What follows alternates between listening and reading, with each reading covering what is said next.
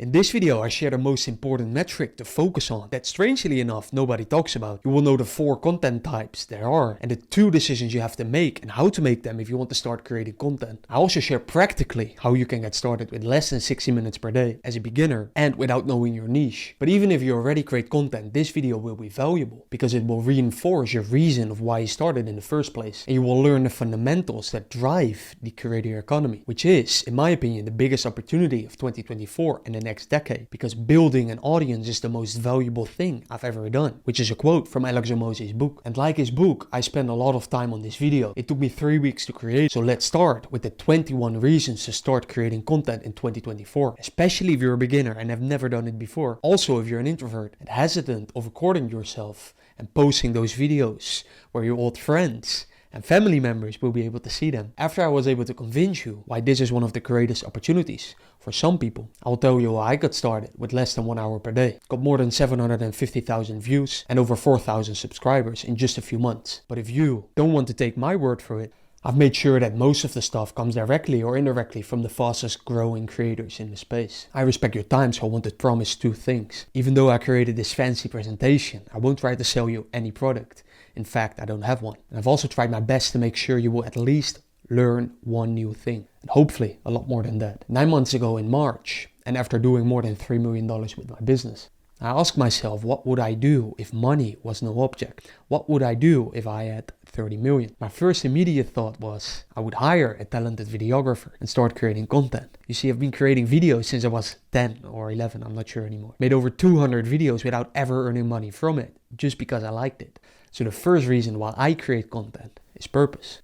Elon Musk is mainly changing the world through his technology and innovation. I think I can change the world through content and live a meaningful life that way. Now you can share your life lessons without the scars to people who want to listen and change their lives because of you. But always try to ask yourself this question: would I create this if nobody would see it? If you can answer yes to that question, I believe you're creating for yourself instead of for others and can do it forever. Which brings me to reason number 2. If you can't do it forever, don't do it for a day. Which is a quote from Alex Hormozi, and it tells us how important it is to pick things that we can do for the longest amount of time. Because playing long-term games with long-term people almost guarantees you that you will succeed, because most people will give up. And all outsized returns in life come from compound interest. And a quote from Alex: the best things take a long time to build. Great businesses, great bodies, great reputations, etc. And I believe I can keep creating content until I die, because I will always be able to talk in front of a camera or speak or write or design, unless I get a terrible disease. Reason number 3. I love learning, which I do through teaching. I used to say that I love teaching, and I thought more about it. And it's actually, I don't love teaching. I love learning, and I use teaching as a vehicle for learning. If I want to learn more about sales, I'm going to go write a book on sales, because I know I'm going to learn a whole heck of a lot more. And my spin on this: you're not just able to learn things you can use, you're able to learn things that are actually useful and you want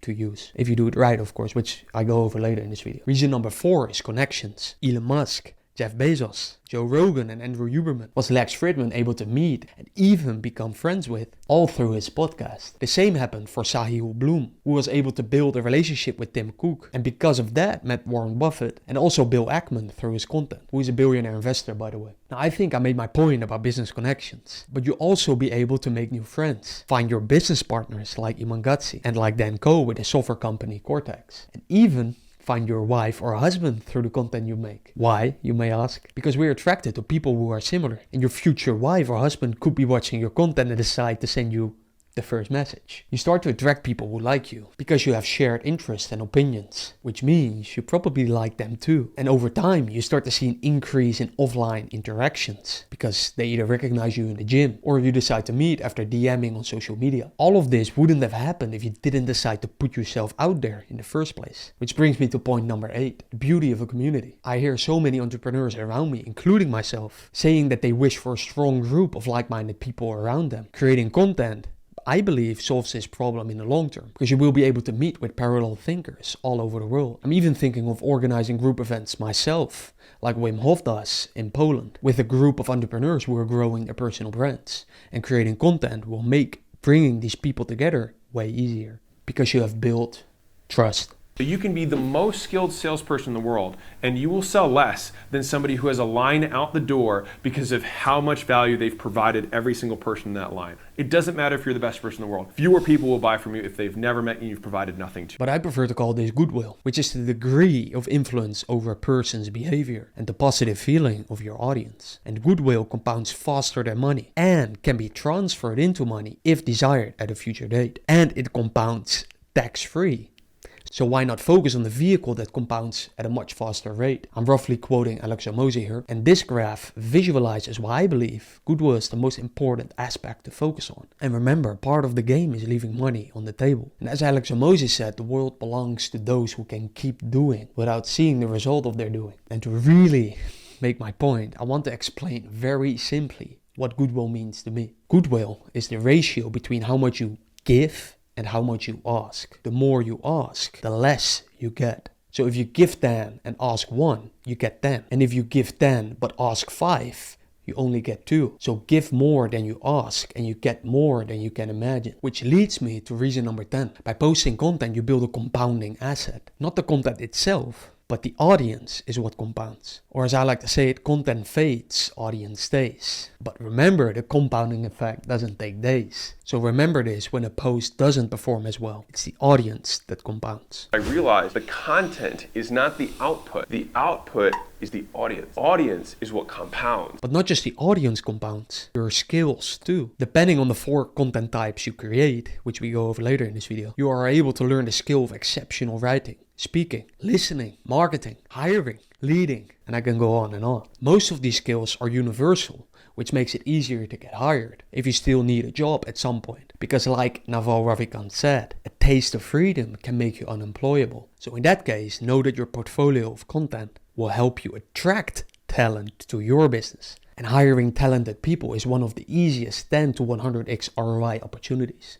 And because you post content, your employees get to know you better, which is especially useful in a remote environment. Of course, if they check your content. And this will improve your company culture. You're not just building goodwill with your audience, but with your team as well. Both will allow you to make more impact in the world. For example, look at the difference between Jeff Bezos and Elon Musk, right? Me, myself, you and employees know much more about Elon than we do about Jeff. Simply because Elon is doing way more interviews. And even though Elon doesn't do these interviews directly with his employees, they still create stronger bonds with him through all his talks online. Which brings me to leverage.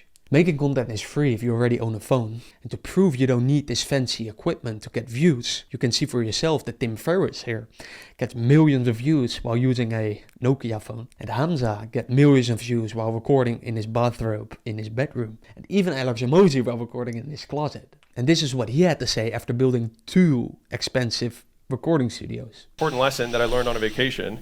That really shitty one did better than my really fancy one, which then taught me that what's inside the content matters more than the wrapper. So for anybody who's like worried about getting started, about making it look right, I don't think it matters. I mean, I think it matters a little bit, but it's 80-20, so focus on the 80. And my take on this, fancy content equipment is like makeup. It can't change what's inside. I actually just learned yesterday that it is a real thing called GAS, which stands for Gear Acquisition Syndrome, which is a need for new equipment in order to start or improve. And a contract you make with yourself to be dissatisfied until you receive new tools. By the way, if you want to see more visuals that are used throughout the slides, or case studies like this one that I will show later in this video, then follow me on the social media that you use the most. I'm basically on all of them at Jordan Kruk. Now back to leverage, creating and posting content is not just free, but also permissionless, which means it has more leverage than, let's say, money, because most people don't have money, so they need to raise it from investors. They need their permission. And the same is the case with labor from employees. They need to want to work for you. Creating content together with code are the highest forms of leverage, which basically means that for the same input, you get more out. For example, with the same 8 hours of work, you make not $80, but $800. And you get paid to grow with content.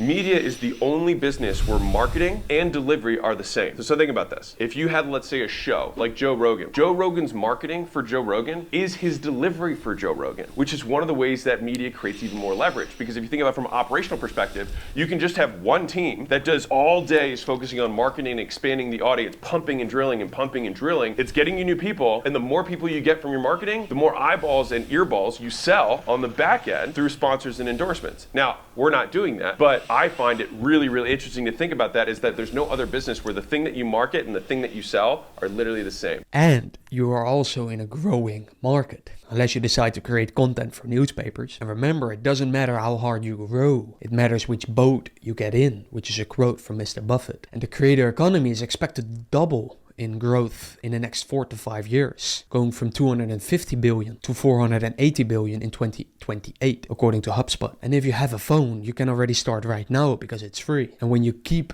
providing value and keep growing your goodwill, you will be able to write a book one day, which is one of the highest searched professions. And it brings me to the last reason why you want to start with content: dividends. Similar to writing a book, you create a piece of content once and it can get revenue, impressions, shares forever, as long as it's somewhat evergreen, of course. You're basically building real estate, but online. So my question to you, why would you not start creating content? Seriously, why not? Is it because of time? You don't create because of time? If you're still watching, I assume I was able to convince you of the opportunity. So the question is not if you want to start creating content, also not when, but probably what niche and how. How do you start? With less than 60 minutes per day. Let me try and help you create clarity for yourself that serve myself. The first decisions you have to make are picking one of the 4 content types to create and picking a platform to post on. You can choose between audio, video, visual, written, or a combination of content types. And I recommend picking the one that feels like play to you, but might look like work to others. For example, start with X, Twitter, if you're good at concise writing or want to become good at that, because you're forced to use maximum 280 characters unless you pay for X Premium. Start with LinkedIn if you're good at research and consulting, or start with Pinterest or Behance if you're great at designing. Start with YouTube or TikTok if you're good with and or on video, and then start. Pick one and start writing, recording or designing, and later start with the more advanced stuff and adding platforms. Like this funnel inspired by Nanko that I created and showed in the beginning of this video. But remember, you don't have to be great to start, but you have to start to be great. So what should you create? I recommend making content you enjoy creating, the audience likes watching, and the platform profits from. And the following has helped me, I'm not joking. The more you fuck around, the more you're going to find out. And also, if you stay down here and you never fuck around, you'll never find out. So start looking around by creating about lots of your interests, like I did about psychology, soccer, magic tricks, travel, gaming, religion, self-development, business, and lots more. I won't show you all because it's embarrassing, to be honest, some of them. That's how I found out what I like the most, what I think I can do forever, or at least for a very long time. And I recommend you do the same. Start looking around, and the sooner you find out. And remember, it's not wasted time, it's learning time. Comment your question below so I can share my thoughts on your issue, and you actually get started, and you start living your life like it is a documentary. Because it is. Someone is just not filming you yet.